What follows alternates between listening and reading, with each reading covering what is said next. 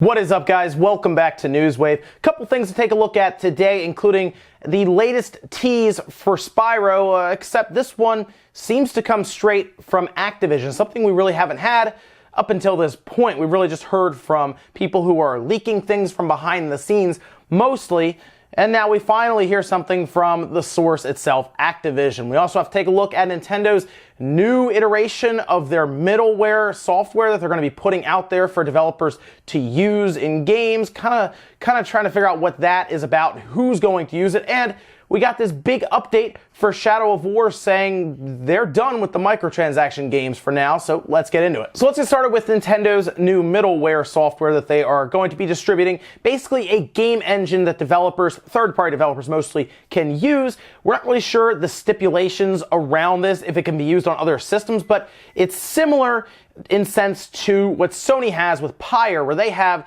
their own like middleware software that they let developers use, indie developers mostly, and it's similar to something like Unreal Engine. It's a software, a game engine that developers can use so they don't have to make their own engine. Making your own engine is very expensive, and middleware tends to relieve a lot of that cost by giving you an engine that's pretty much ready to go, and you can use it to build your game. So it's not uncommon for developers to use middleware. We've seen it a lot recently with Square jumping in with Unreal Engine 4 recently, and other Japanese developers as well. We hear about Unity all the time, so it's not uncommon. But what's interesting to hear about is Nintendo continuing their Nintendoware middleware, is what they call it. It's been going on since the original Wii, actually. People have used it since then, and this newest one was shown off at GDC in Osaka, and it seems to be titled Nintendoware Bezel. Now, they showed it off at GDC with this full slide that you're seeing here, and it mostly details, as you see here at the top, Nintendo has a face as a software maker that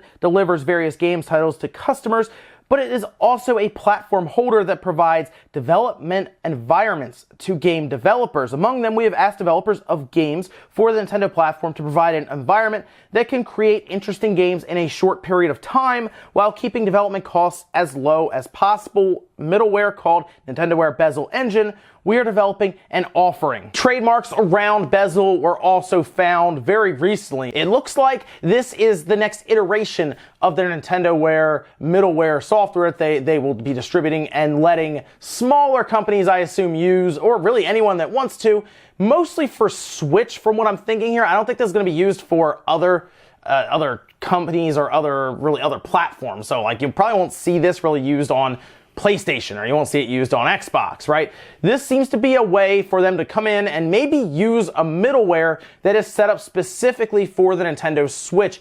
I think that's very important because keep in mind, the Nintendo Switch has two different modes, handheld mode and docked mode. So if they have taken their Nintendoware software and kind of molded it to that so it's much easier, we kind of see how Unreal Engine is supported to where it has like a handheld setting and like a docked setting, but it seems to work, but it does seem to the big thing seems to be tone down the resolution. That's how I move it over. This could be more tailored to the Switch. I mean, we see what happens with Mario Odyssey. It's a great looking game, even in handheld mode, and it still runs at 60 frames per second. And Nintendo is very good at in-house developing engines. So if they develop an entire middleware that everyone can use, I think that would help a lot, and it seems like that's what's happening as they were showcasing it at GDC. We'll just have to see if any other games outside of something like Vroom Night in the Sky, which appears to have used Nintendoware to some degree to develop it. I know Vroom Night in the Sky, yes, I know. But we'll see if any other games use it, because you can generally see it when you start the game up. You'll see like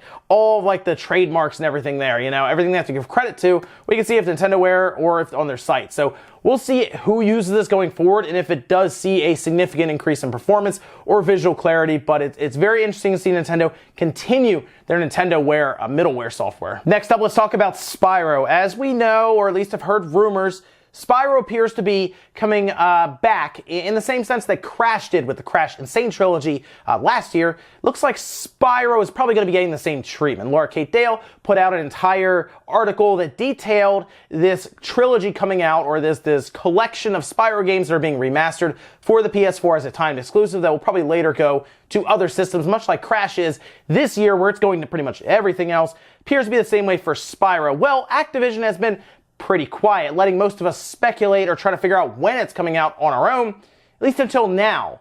See, IGN received an interesting package that shows a purple egg, as you're seeing here, with a simple message saying something's about to hatch. Now, Jonathan Dornbush posted this up on his Twitter over at IGN, and you can see there the message is from Falcon McBob, which is the unverified Spyro the Dragon Twitter account that you can go and find now, where all of the tweets are protected, and if you want to follow, they have to verify you. So yes, it looks like that's pretty straightforward. That's the Spyro account that will become active as soon as they announce and detail this game. Now, one other thing to note, people were saying, as we saw on Twitter, when they were unboxing it on Twitter and showing it, people really caught a glimpse of the return address. That tweet has now been pulled because, of course, it shows an address of a company or someone. It's Activision, apparently. This is Activision's return address, which tells us that, yeah, this is coming from Activision. They are now actively teasing Spyro, and it says it's about to hatch soon.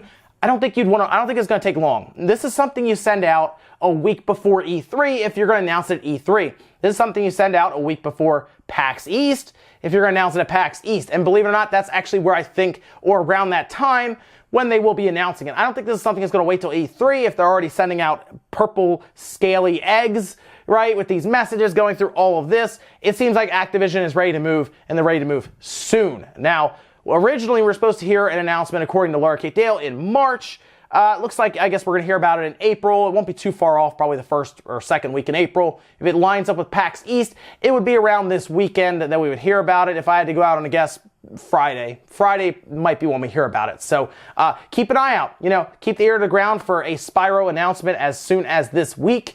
Hopefully it won't be much longer than that, because everybody always asks, where's Spyro? Next up, let's talk about Shadow of War and WB we're completely removing microtransactions and gold that you would normally buy in the game if you want to kind of bypass, well, playing the game. It sounds weird, but I'm sure people did it, and the fact that they are now removing it tells us a couple things which we'll get into. First, let's take a look at the post that was made by their community manager over on their forums, saying, in order to fully restore the core promise of the Nemesis system, we'll be permanently removing gold, war chests, and the market from Shadow of War. This means the option to purchase gold with real-world money and the ability to gain orc followers from war chests will be removed.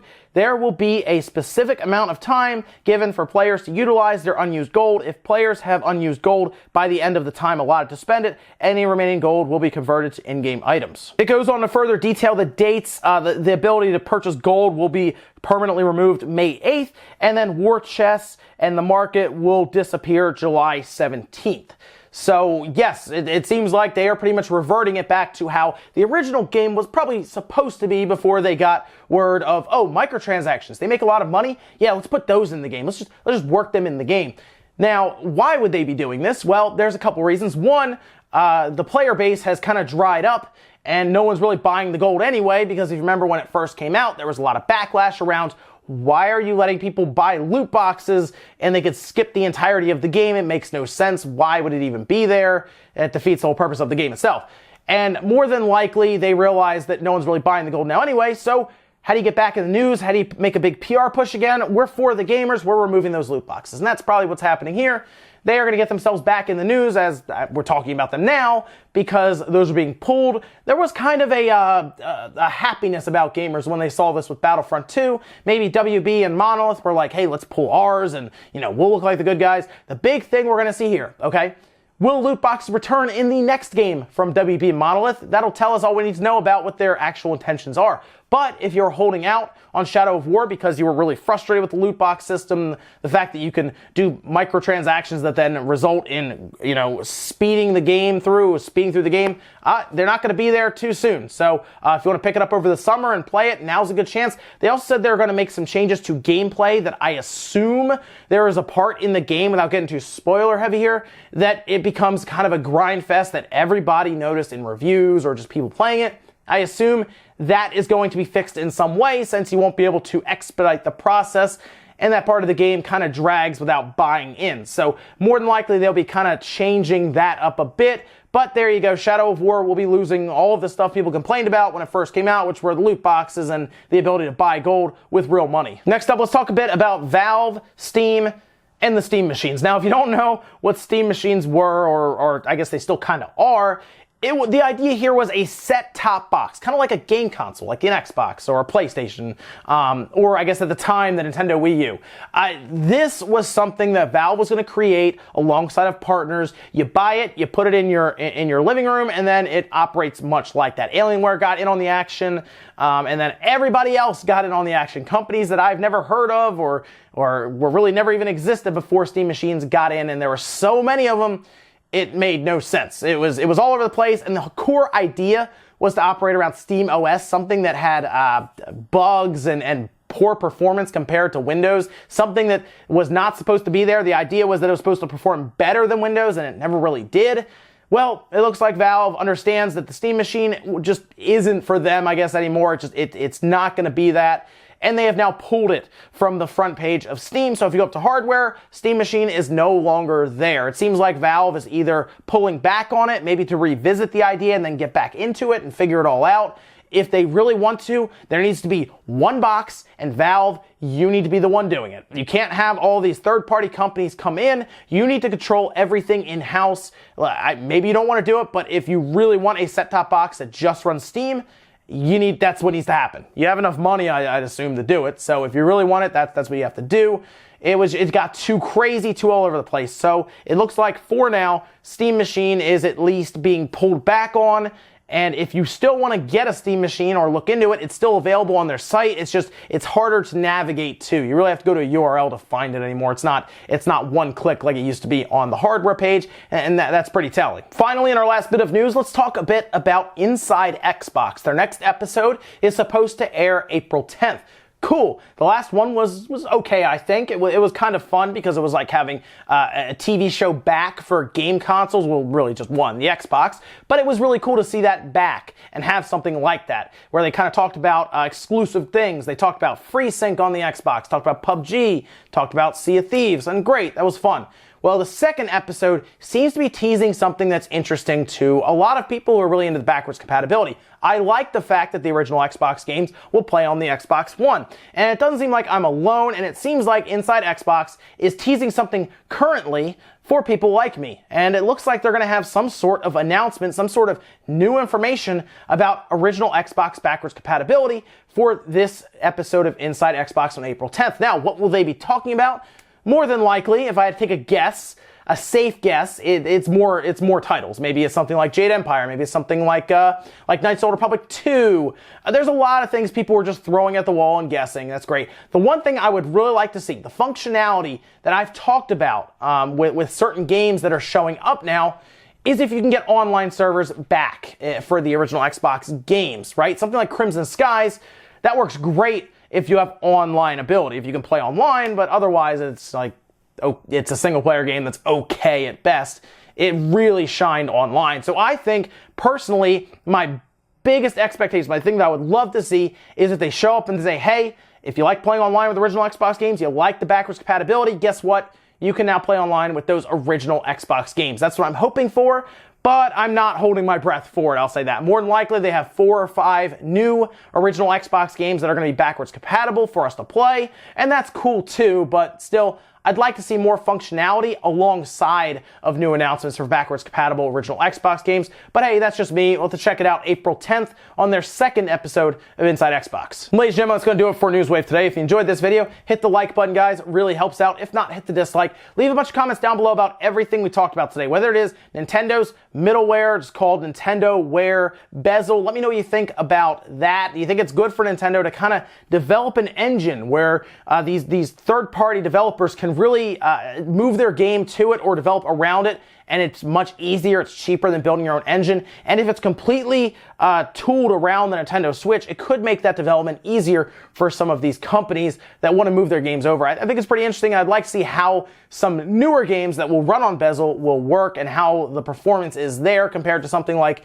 an Unreal Engine, right? Also, when I think about Spyro, I think everybody's just ready for it to debut at this point. And if they're sending out these little Easter basket things, these little baskets with eggs and stuff, can't be too much longer, right? That's something you send out, like I said, a week before E3, not something you send out 2 months before E3. Thank you so much for watching, guys, and I'll see you next time.